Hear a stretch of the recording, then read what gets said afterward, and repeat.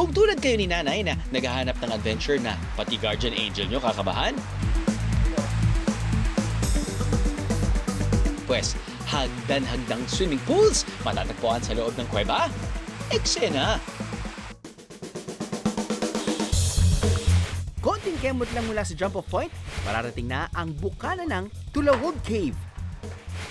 At doon natatapos ang Petix part. Dahil pagkapasok pa lang sa kuweba,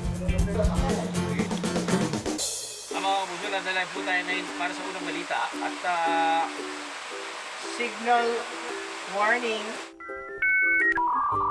level 5 na po dito. Sa mismong hagdan na pababa, bumababa rin ang malakas na agos ng tubig na galing para sa bundok. ito ang tubig na dumadaloy sa kabuong Tulawog Cave.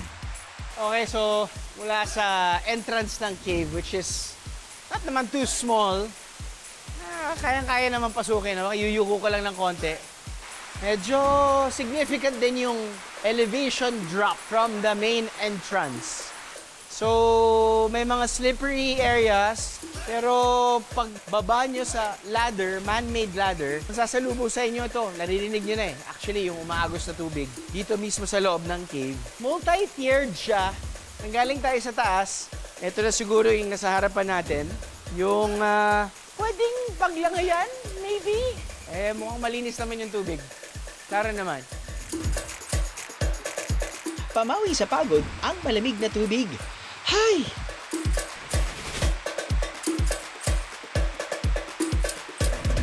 Ano, nabitin ka sa biyahe?